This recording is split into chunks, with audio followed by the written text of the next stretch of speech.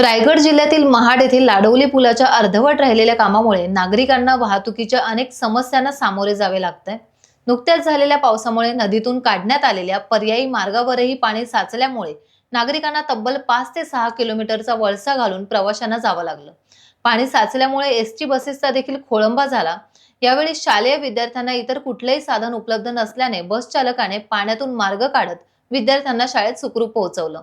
पुलाचे काम पूर्ण न करणाऱ्या ठेकेदारांमुळे रायगड आणि महाड मधील हजारो वाहन चालकांना मनस्ताप सोसावा लागल्यामुळे नागरिक संतप्त आहेत आणि लाडवली पुलाचे काम पूर्ण होणार तरी कधी असा खोचक सवाल नागरिकांनी यावेळी शासनाला केलाय। मुंबई गोवा राष्ट्रीय महामार्गावर अपघाताचे सातत्य कायम असून पोलादपूर तालुक्यातील चोळई येथे टँकरला अपघात झाल्याची घटना घडली आहे। वाहन चालकाचे टँकरवरील नियंत्रण सुटल्याने टँकर ढाब्यावर जाऊन धडकला। अपघातावेळी ढाब्यालगत गर्दी नसल्याने मोठा अनर्थ टळलाय। टँकर जाऊन ढाब्यावर धडकल्याने ट्रक चालकाला गंभीर दुखापत झाली असून ढाब्याचे देखील मोठे नुकसान झाले। टँकर चालकाला उपचारासाठी पोलादपूर ग्रामीण रुग्णालयात दाखल करण्यात आले होते, परंतु उपचारादरम्यान टँकर चालकाचा मृत्यू झाल्याचे डॉक्टरांनी सांगितले। या अपघाताची माहिती मिळताच पोलीस निरीक्षक अनिल जाधव, सहाय्यक फौजदार जागडे, स्वप्नील कदम, ट्रॅफिकचे धायगुडे यांनी घटनास्थळी धाव घेत मदत कार्य केले। रायगड जिल्ह्यात रोहा तालुक्यातील नागोठणे येथील औद्योगिक प्रशिक्षण संस्थेच्या समोर असणाऱ्या इमारतीवर मोबाईल टॉवरचा मुद्दा दिवसागणिक चिघळत चाललाय। मनसेचे रोहा तालुकाध्यक्ष साईनाथ धुळे यांनी याविषयी आमरण उपोषण केले होते, मात्र शासनाकडून कोणतीही कारवाई न झाल्याने मनसे नेते अविनाश जाधव यांनी आता आक्रमक पवित्रा हाती घेतलाय। अविनाश जाधव यांनी आज कार्यकर्त्यांसह रोहा तहसीलदार यांची भेट घेत सदर टॉवर हटविण्याची मागणी केली आहे। लवकरात लवकर टॉवर न हटविल्यास उग्र आंदोलन छेडू असा इशारा त्यांनी यावेळेस दिलाय। मला असं वाटतंय की बघा ना, तहसीलदार साहेबांनी स्वतः पत्र काढलं की 24 तासाच्या आत जेवढे अनधिकृत टॉवर आहेत ते काढण्यात यावेत। आणि 24 तासानंतर असं काय घडलं की तहसीलदार साहेबांनी त्यांची भूमिका बदलली आणि अनधिकृत टॉवर अधिकृत आहेत हे दाखवण्याचा ते केविळवाना प्रयत्न करत होते। आता पण आम्ही एक पेपर त्यांना दिला तर ते मला म्हणाले परवानगी आहे, परंतु ती परवानगी नव्हती, तो अर्ज होता। म्हणजे ज्या समोरच्या कंपनीने अर्ज केला तो अर्ज होता।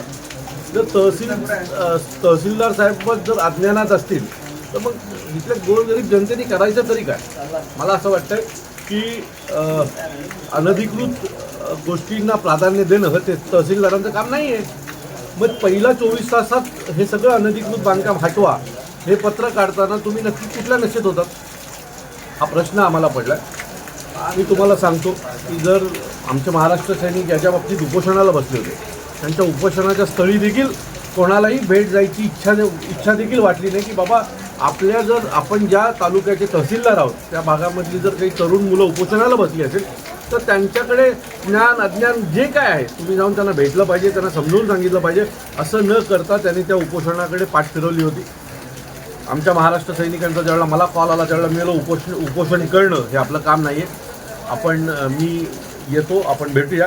नाही झालं तर मग महाराष्ट्र नवनिर्माण सेना त्यांच्या पद्धतीने हे करून घेईल। एक सांगतो, जर गावातल्या लोकांना जर तो टॉवर नको असेल तर तिथे टॉवर होणार नाही। आजपर्यंत या महाराष्ट्राचा इतिहास आहे, जर स्थानिक लोकांना स्थानिक भूमिपुत्रांना जर एखादी गोष्ट नको असेल आणि ती जर बळजबरी लादण्याचं काम सरकारने केलं असेल तर त्या वेळेला त्या सरकारचा नायनाट झालेला आहे, त्या भागातल्या तिथल्या राजकीय नेत्यांचा नायनाट झालेला आहे। आमच्यावर एखादी गोष्ट लादू नका, गरज आहे तर नक्कीच हे करा, पण स्थानिकांचा जर विरोध असेल तर आम्ही तुमच्या विरोधातच काम करणार एवढं नक्की।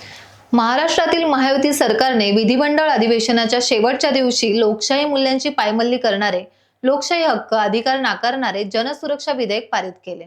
राज्यातील दुर्गम आणि शहरी भागातील नक्षलवाद्यांचा प्रभाव रोखण्याचे यासाठी कारण दिलं गेलं।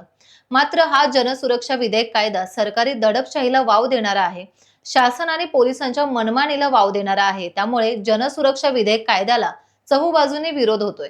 आज रायगडातील सर्वहारा जन आंदोलन संघटनेनेही जनसुरक्षा कायद्याविरोधातील भूमिका मोडण्यासाठीचं निवेदन राज्याचे मुख्यमंत्री एकनाथ शिंदे यांना रोहा तहसील प्रशासनामार्फत दिलं।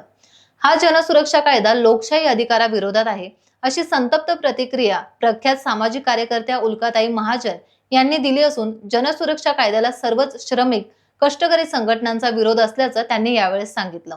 यावेळी सामाजिक कार्यकर्त्या उल्काताई महाजन, अध्यक्ष सोपान सुतार, चंदाताई तिवारी, पांडुरंग वाघमारे, काशीनाथ निरगुडे, सखाराम ढुमणे यांसह श्रमिक महिला मोठ्या संख्येने उपस्थित होत्या. नाही, आता नुकत्याच लोकसभेच्या निवडणुका पार पडलेल्या आहेत आणि महाराष्ट्रातल्या जनतेने आता जे संविधान विरोधी आणि लोकशाही विरोधी भारतीय जनता पक्षाची राजवट आहे त्याच्या विरोधात जे मोठ्या प्रमाणात मतदान केलं आणि भारतीय जनता पक्षाला सत्तेतून पायउतार करण्यासाठी जी मोहीम राबवली गेली त्यामध्ये ज्या कार्यकर्त्यांनी पुढाकार घेतला त्या सगळ्या कार्यकर्त्यांना त्यांचा बंदोबस्त करण्यासाठी म्हणा किंवा त्यांची मुस्कटदाबी करण्यासाठी विधिमंडळ अधिवेशनाच्या शेवटच्या दिवशी एक विधेयक आणण्यात आलं आणि ते जनसुरक्षा कायदा या नावाने ते आणण्यात आलेलं आहे. आणि ज्या पद्धतीने आणण्यात आलं म्हणजे ते सर्व आमदारांपर्यंत पण पोहोचवण्यात आलं नाही. आपण पाहिलेलं आहे, माननीय पृथ्वीराज चव्हाण साहेबांनी त्याच्यावर आवाज उठवला की अजून आम्हाला ते मिळालेलं नाही आणि तुमच्या कामकाजामध्ये तर मात्र ते दिसतंय. तर असं लपून छपून ते का आणलं गेलं असा पहिला प्रश्न. दुसरा प्रश्न आहे, अशी नक्षलवाद्यांची अचानक काही हिंसा वाढली किंवा त्यांच्या हालचाली महाराष्ट्रात कुठेतरी वाढल्यात असं कुठे दिसतंय? पुढे हिंसाचार होतोय का किंवा नक्षलवादी काही करतायत असं दिसतंय का?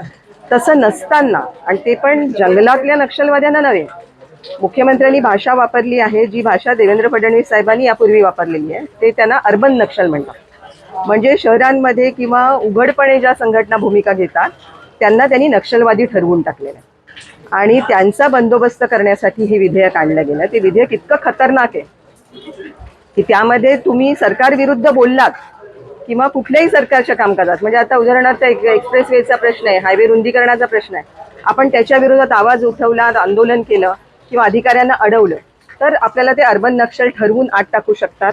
याला हा अजामीनपात्र गुन्हा आहे. याच्या विरोधात तुम्ही आवाज उठवू शकत नाही. सिद्ध करण्याची जबाबदारी तुमच्यावरच आहे की तुम्ही निर्दोष आहात. आणि 3 ते 7 वर्ष जेल आणि 3 लाखापासून 10 लाखापर्यंत दंड अशी त्याच्यामध्ये तरतूद आहे. हा अतिशय घातक कायदा आहे कारण त्याच्यात सरकारला सिद्ध नाही करायचे, तुम्हालाच सिद्ध करायचे की तुम्ही निर्दोष आहात.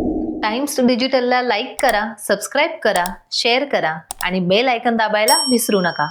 पाहत रहा टाइम्स डिजिटल.